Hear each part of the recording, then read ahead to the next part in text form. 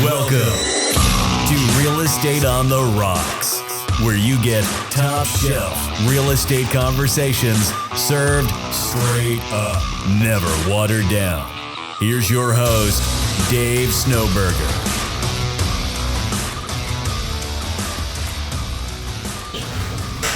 Welcome back to Real Estate on the Rocks, where you get top shelf conversations served straight up, never watered down. Once again, I am your host, Dave Snowberger, joined today with Marshall Tucker, Alicia Hooper, Taco, and our guest this week has been the rookie sensation, James Mendez. What's going on? All right, we're back. All right, so yesterday we went through the sphere of influence, the lead generation, the lead follow-up, the going on appointments. Now it's time to negotiate contracts. What does that look like? Negotiate contracts. How the hell do I do that? I have my real estate license. Now what? Yeah. I don't even know where to find contracts. I don't even know where to find the contract. Don't you have it? Oh boy. Oh boy. Let me call my broker. Yeah. Why is it going straight to voicemail? Because it's Saturday at 10 o'clock.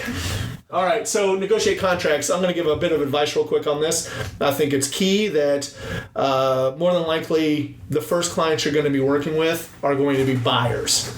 I'm going to go out on a limb here and say that it's probably, let's just go with the 80-20 rule like everything else. 80% of the folks in our business, their first client are buyers. I would want to understand the buyer, the 1-to-4 residential contract, and then the what? Third party Financing addendum, and then the what? How to work an amendment, and then what? HOA docs. So really understanding all those things right off the bat before you get to negotiate contracts. You have to understand the contract, right? Absolutely. earnest money, option period. Yeah, earnest money, option period. A lot of those things, hopefully you join the right brokerage at this point. You've gone through some sort of training. You know where to find these documents and how to fill them out. That's going to be the hardest thing. What I would recommend, why I started down this little rabbit trail, was to print out the 1-to-4 residential contract. Put it by your bed and read one page a night. There's how many pages of the contract? 10. I would take it a step further. Laminate it once you've read through it, and then practice filling it out. That's nice. Good. I like Look at you coming up with ideas. That's right. The idea guy. Boom. I'm now the idea man. Yeah. with the same Batman And voice. back to Batman voice. All right. So negotiate contracts.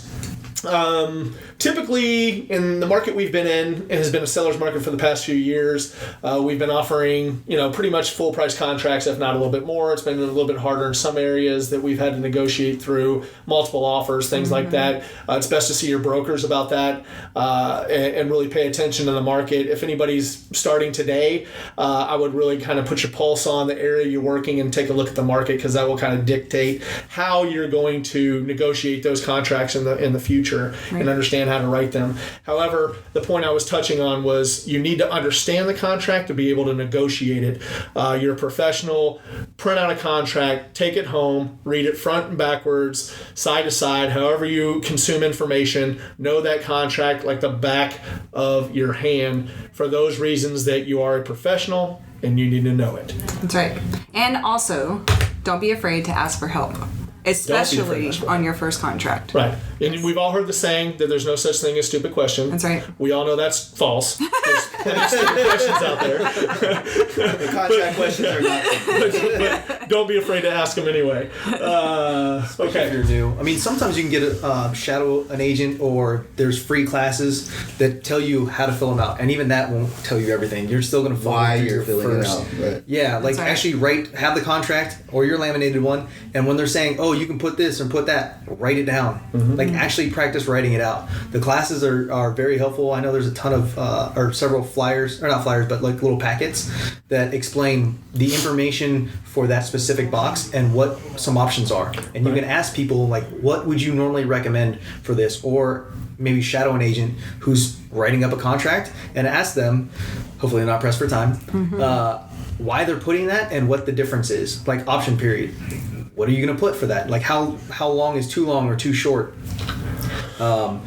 your option money, there's so many like how much, Very, and the fact right. that you can't put zero in there. Like there's so many like little things that you would never know unless you asked. Right. Right, there's got to be So some it's sort of super- consideration for an option period, but not anything else. You actually can write a contract without earnest money. Did you know that? However, everybody puts earnest money in there, which is usually how much? 1%. 1% is the industry standard, right? Right. But that doesn't mean that you have to do that. I That's You right. can do less or you can do more. That's right. Yeah, typically go more, less because we know that if the deal falls through, especially on multiple offers, that their money gets tied up for a little while with Yeah. the title company for maybe a few days longer than needs to be, and we need that money to go after another house. Yep. Yep. So that's the whole part of being a professional and understanding this contract inside and out, so you know these little caveats that will Right. help you down the road and make you look like the professional in front of your client. And things are negotiable. Like we were putting an offer in, and it specifically stated the exact amount they wanted for earnest money. And so I went back and I was like, well, we used a different amount for another house, closely priced. And they're like, all right, that's fine. The money was already at title anyway. So just because it says it doesn't necessarily mean that that's exactly what it has to be. Yeah. Which is a great point, that you need to know what story you're writing. So it's very important to reach out to the listing agent. What's important to the seller? Mm-hmm. What's going on? Do you have any offers on the table? How has the activity been? What's, asking all those important questions to the listing agent, and then getting guidance on how to actually write the contract. And you might even get some information from the listing agent. Oh, absolutely. Well, I think right there I'm Well, not necessarily so. I mean, you ask great questions Yeah. and you'll get great answers. I was Right. surprised how much listing agents will give you information that maybe they shouldn't give you, but is super helpful for the transaction as a whole, because they're not saying, or they're coming from also contribution for their seller. Right. They want the deal to happen with Exactly. somebody, a good qualified person to make the purchase. Right. So they're sharing stuff, and you can benefit from that.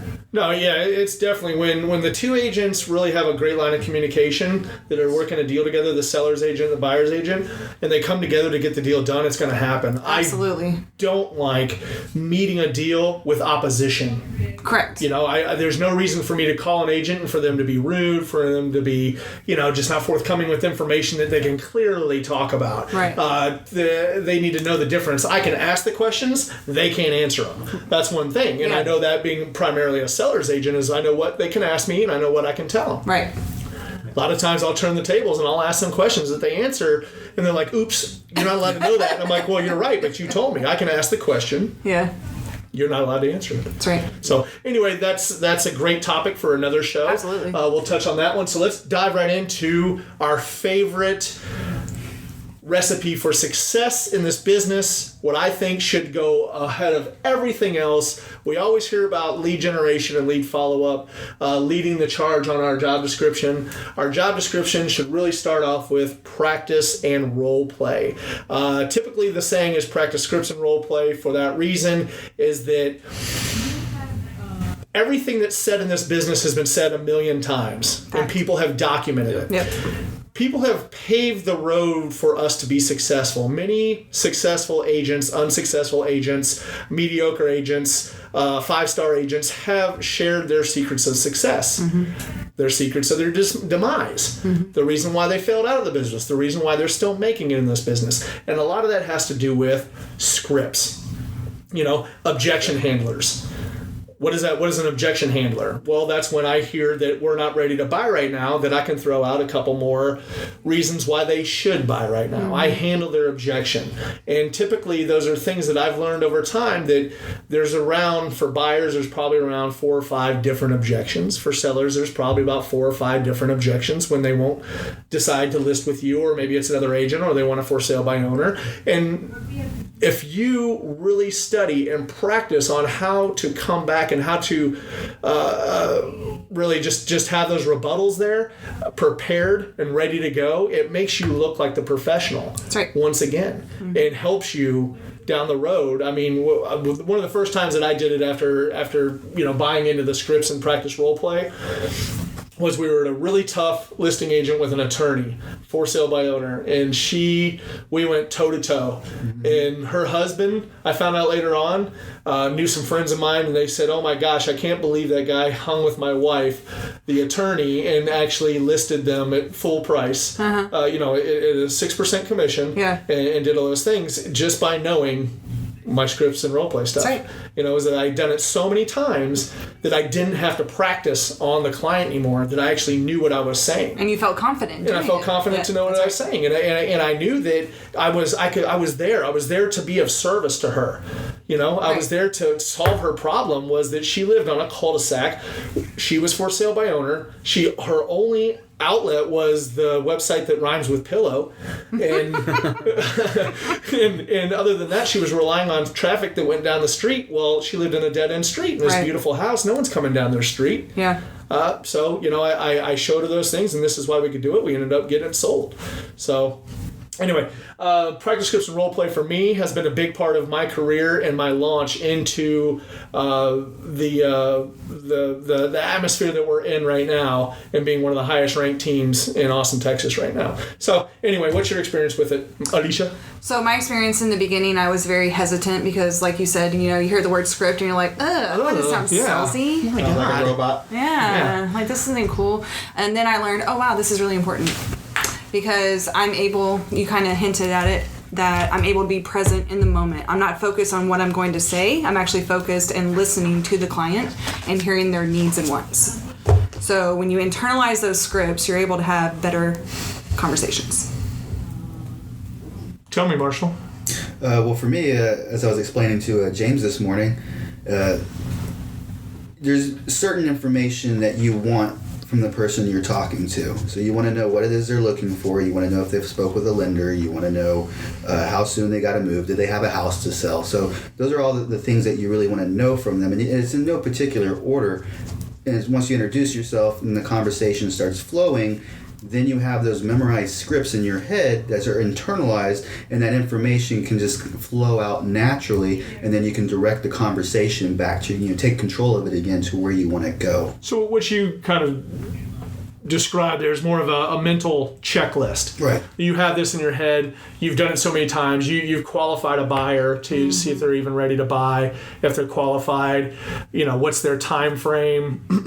what area of town they would really like to live in? With a Yeah. You know, and I mean, just helps support what I'm right, saying. and that, I mean it's a roadmap. that is a script. Yeah. You know, and someone wrote down those questions for us and handed those to us as newer agents and said, "Here, memorize these, because these are the questions that you need to ask to make sure that client is ready to go and meet you at property, because they might not be ready to go. You go over, you show 123 Main Street to them, they fall in love with it. Yeah, you know, this is Austin, Texas. This house is not going to be available in 6 months. You know, much less Next 6 week. weeks or even 6 days here. So. Okay, so James, what do you see? I know that we've had some conversations in the past few days really about practice scripts role play for you, that you might not feel as confident as maybe some of us do working those or making phone calls, because it's just kind of, we've internalized our things. Now we don't even realize, if I went back and read a script that was in front of me, I'd be like, oh my God, I say all this stuff. Is this a script? Wow. See, I've internalized it so much, I've made it my own, and that's the goal. Yeah. Well, I mean, when I first came in, we were doing some of the script practice and role play. I didn't have my license, so I couldn't actually execute on it. So I just kind of fell off, and then had to drag myself back into it.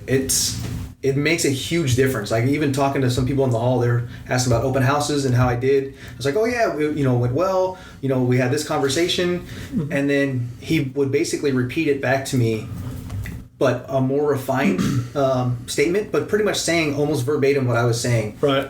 And it's like, wow, that sounded exactly what I needed to say. Yeah, but I mean, it's all about the delivery, difference. right? Yeah, I mean, it would have been a huge difference if I would have said that or said what I said to her, and then he would have said his version of it. It would have, I mean, completely set her at ease. She would have been more confident in the conversation, and it probably would have gone a lot further. But I just didn't know how to craft those statements. And so as I progress through more practice, I'm able to refine and not just try and say the words, say a bridge to lead, through the conversation. It's able to flow a little bit better, and it's always a work in progress. Always. But more phone calls and more, getting through and understanding the things that you need to know, and then how to say them properly is significant difference, especially from just starting. All right, Marshall. And on the scripts and role play, it's not just what we're saying, and as she said, the delivery of it. It's also body language, because a lot of what we say tonality is in our body language and our tonality. Yep. And so, coming in there with your hands in your pocket and just kind of, talking to them, they're going to think that you're not confident. So you got to be able to talk with your hands. You got to know how to stand, talk, and just be aware of your body as well. You got to mirror match. Exactly. Mirror and match, and there's a whole other. I like this because we're just, we can squirrel off into so many other avenues of this. Practice scripts roleplay for me has meant the world because I always kind of thought that I knew what I was saying, and people tell you that you have the gift of gab, and you can talk to anybody, and I've had friends tell me in the past, like, I wish I could talk to people like you do, and I'm just as nervous as anybody else, what I used to be. Now I know that, now I am the professional, and I improve myself every single day. I wake up, I consume content, I take a lot of the content these days that I see out on the internet and see a lot of other professionals that are executing at a high level, and really all I'm doing is taking their stuff and developing that into, the role play and the practicing just like they do. So I can be just as good as they am. They am. They am. It's taco time. I'm real good. Apparently it's Taco Thursday. Tacos all day, day. Tacos all day, day. So really, I mean, that's been one of the most important things was that when I actually joined Keller Williams, I never had the buy-in of my previous brokerage. They didn't do these kind of things. They just kind of, once again, threw you against the wall and stuck. I didn't buy in until you made me buy in. I hopefully made it. I thankfully made it 2 years past that point. I made it past the 86%, and I was right there where I could either keep learning and grow, and that's what I was really after, was growth. And I chose Keller Williams, and once I walked in here and everybody was doing this practice scripts role play stuff, I was like, what the hell am I doing here? I don't want to be around all these people doing scripts. We have scripts at our restaurant because we have scripts everywhere. They would come in and I would talk to the customer, like, hey, how you doing today? We got this, and I knew to say the same thing to every customer, and I got their order out quickly. I got it what they wanted from them quickly and made it, and we got them out the door. Yeah. And one comes in with a new employee, and they're like,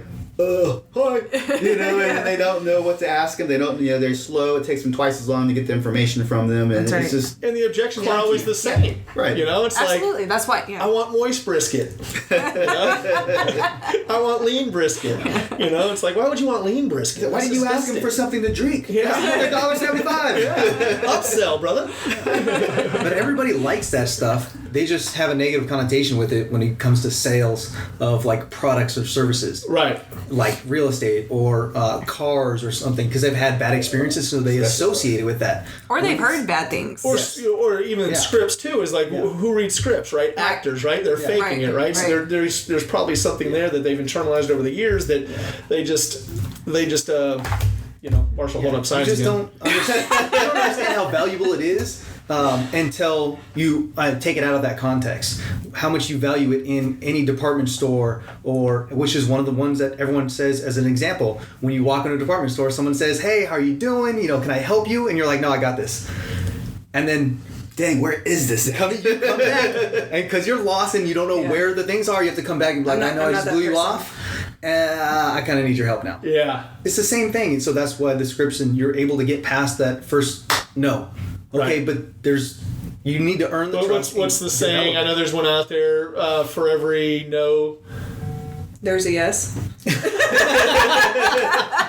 I just really know these things. Right? Definitely accurate. Okay. All right. Well, that was a pretty good week at the old Real Estate at the Rocks podcast. I appreciate everybody showing up this week. James, we appreciate the insight from a newer agent on the block. We wish you much success. You know where to find us if you need anything from us. How do people find you? Most social media sites, James Mendez ATX, MENDEZ ATX.